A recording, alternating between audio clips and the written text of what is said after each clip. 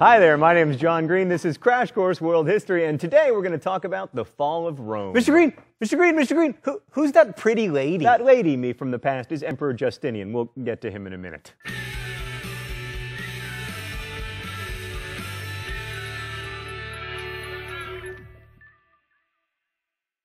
How and when Rome fell remains the subject of considerable historical debate, but today I'm going to argue that Rome didn't really fall until the middle of the 15th century. But first, let me introduce you to the traditional view, barbarians at the gates. My, don't you look traditional. If you want to be really technical about it, the city of Rome was conquered by barbarians in 476 CE. There was a last Roman emperor, Romulus Augustus, who ruled the empire for less than a year before being deposed and sent into exile by Odoacer, who was some kind of barbarian, we don't know for sure. Ostrogoth, Hun, Visigoth, Vandals, they all look the same to the Romans. Rome had been sacked by barbarians before, most notably by Alaric the Visigoth in 410. Is it Alaric or Alaric? The dictionary says Alaric, but the vampire diaries say Alaric, so I'm going to go with Alaric. But anyway, after 476 CE, there was never again a Roman emperor in Rome. Then there's the hipper anti-imperialistic argument. That's nice, but if you really want to go full hipster, you should probably deny that you're being hipster. Right, exactly. Which goes like this. Rome was doomed to fall as soon as it spread outside of Italy because the further the territory is from the capital, the harder it is to govern. Thus, imperialism itself sowed the seeds of destruction in Rome. This was the argument put forth by the Roman historian Tacitus, although he put it in the mouth of a British chieftain.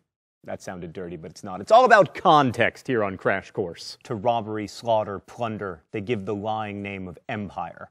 They make a desert and call it peace. There are two ways to overcome this governance problem. First, you can rule with the proverbial topaz fist. That's not the proverb? Really, Stan? It's an iron fist? But topaz is much harder than iron. Don't these people know their Mohs scale of mineral hardness? Regardless, the Romans couldn't do this because their whole identity was wrapped up in an idea of justice that precluded indiscriminate violence. The other strategy is to try to incorporate conquered people into the empire more fully, in Rome's case, to make them Romans. This worked really well in the early days of the Roman Republic and even at the beginning of the empire, but it eventually led to barbarians inside the gates. The decline of the Roman legion started long before Rome started getting sacked. It really began with the extremely bad decision to incorporate Germanic warriors into the Roman army. Rome had a long history of absorbing people from the empire's fringes into the polity, first by making them allies and then eventually by granting them full citizenship rights. But usually these foreign citizens had developed ties to Rome itself. They learned Latin, they bought into the whole idea of the aristocratic republic. By the 3rd and 4th century CE, though, the empire had been forced to allow the kind of riffraff into their army who didn't really care about the idea of Rome itself. They were only loyal to their commanders. And as you no doubt remember from the historical examples of Caesar, Pompey, Marius, contemporary Afghanistan,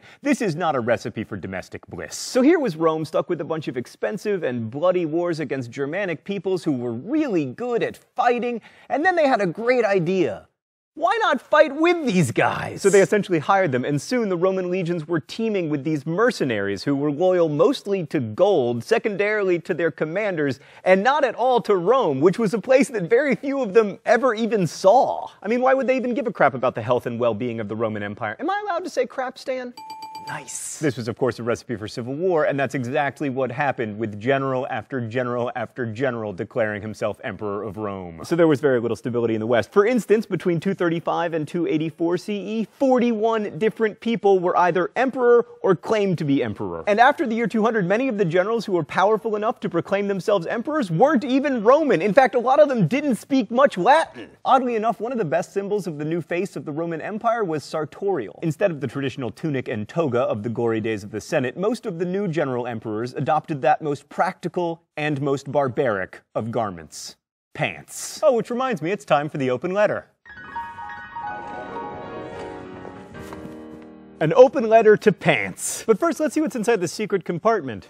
Oh, look, it's Rosie the Riveter, and she's wearing pants! Dear pants, although you eventually became a symbol of patriarchal oppression, in your early days you were worn by both men and women. And in the days of the Roman Republic, they hated you. They thought you were barbarous. They thought that people wearing you was the definition of people lacking civilization. They ventured north, and the wind blew up through their togas, and lo and behold, they adopted pants. And there's a history lesson in that, pants, which is that when people have to choose between civilization and warm genitals, they choose warm genitals. Best wishes, John Green. And now a note from our sponsor. Today's episode of Crash Course is brought to you by the all-new Oldsmobile Byzantium, mixing power and luxury in a way that's never... Really? Oldsmobile isn't a company anymore? And Byzantium is a place? Are you sure? So remember when I said the Roman Empire survived till the 15th century? Well, that was the Eastern Roman Empire, commonly known as the Byzantine Empire, although not by the people who lived in it, who identified themselves as Romans. So while the Western Roman Empire descended into chaos, the eastern half of the empire had its capital in Byzantium, a city on the Bosphorus Strait that Constantine would later rename Constantinople, thereby paving the way for They Might Be Giants' only mainstream hit. Constantine moved his headquarters, and thereby the headquarters of the Roman Empire, to Constantinople in 324 CE. Constantine had lots of reasons to move his capital east. For one thing, he was born in modern-day Croatia. Also, he probably spoke better Greek than Latin. And plus, the eastern provinces were a lot richer than the western provinces, and from a looting perspective, you just want to be closer to where the good warring is. The enemies in the east, like the Persian Parthians and the Persian Sasanians, were real empires, not just bands of warriors. And no matter who you were in world history, if you wanted to make a name for yourself in terms of war, you really needed to be up against the Persians, even if you were the Mongols. Not this time, friends. As the political center of the Roman Empire shifted east, Constantine also tried to reorient his new religion, Christianity, toward the east, holding the first church council in Nicaea in 325. The idea was to get all Christians to believe the same thing. That worked, but it did mark the beginning of the emperor having greater control over the church. That trend would, of course, later lead to tensions between the church centered in Constantinople and the one centered in Rome, but more on that in a bit. To give you a sense of how dramatic this shift was, by the 4th century CE, Constantinople's population had soared while Rome's had gone from 500,000 to 80,000. And although the Byzantines spoke Greek, not Latin, they considered themselves Romans, and if they did, we probably should too. Let's go to the thought bubble. There was a lot of continuity between the old Western Roman Empire and the new Eastern one. Politically, each was ruled by a single man. Sometimes there were two, and once there were four, but let's forget about that for now, who wielded absolute military power. War was pretty much constant as the Byzantines fought the Persian Sasanian Empire and then various Islamic empires. Trade in valuable agricultural land that yielded high taxes meant that the Byzantine Empire was, like the Western Roman Empire, exceptionally rich, and it was slightly more compact as a territory than its predecessor and much more urban, containing, as it did, all of those once independent Greek city-states, which made it easier to administer. Also, like their Western counterparts, the Byzantines enjoyed spectacle and sport. Chariot races in Constantinople were huge, with thousands turning out at the Hippodrome to cheer on their favorites. Big bets were placed, and there was a huge rivalry, not just about sports, but also about political affiliations between the two main teams, the Blues and the Greens. Thanks for putting us on the Greens, thought bubble. That rivalry was so heated that riots often broke out between them, and in one such riot, an estimated 30,000 people were killed. Thanks, thought bubble. But perhaps the most consistently Roman aspect of Byzantine society was that they followed Roman law. The Romans always prided themselves on being ruled by laws, not by men, and even though that wasn't actually the case after the 2nd century BCE, there's no question that the Eastern Roman Empire's codification of Roman laws was one of its great achievements. And much of the credit for that goes to the most famous Byzantine emperor, at least after Constantine, Justinian.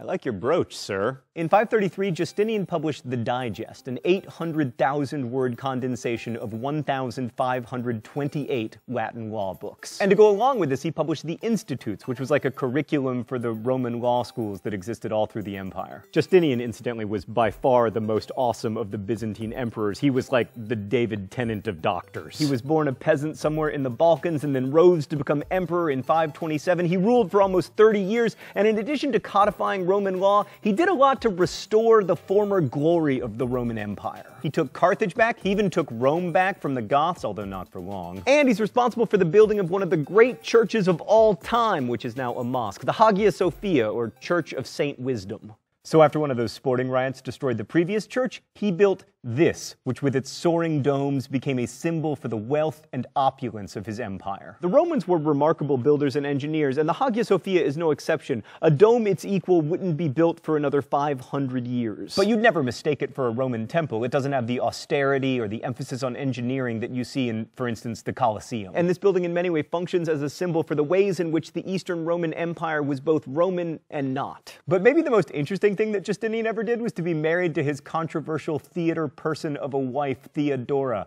Hey, Danica, can we get Theodora up here? Wow, that is perfect. It's funny how married couples always look like each other. Theodora began her career as an actress, dancer, and possible prostitute before becoming empress, and she may have saved her husband's rule by convincing him not to flee the city during riots between the Blues and the Greens. She also mentored a eunuch who went on to become a hugely important general. Mentoring a eunuch sounds like a euphemism, but it's not. And she fought to expand the rights of women in divorce and property ownership, and even had a law passed taking the bold stance that adulterous women should not be executed. So in short, the Byzantines continued the Roman legacy of empire and war and law for almost 1,000 years after Romulus Augustus was driven out of Rome. The Byzantines may not have spoken Latin, and few of their emperors came from Rome, but in most important ways they were Romans. Except one really important way. The Byzantines followed a different form of Christianity, the branch we now call Eastern or sometimes Greek Orthodox. How there came to be a split between the Catholic and Orthodox traditions is complicated. You might even call it Byzantine. What matters for us are the differences between the churches, the main doctrinal one being about the dating of Easter, and the main political one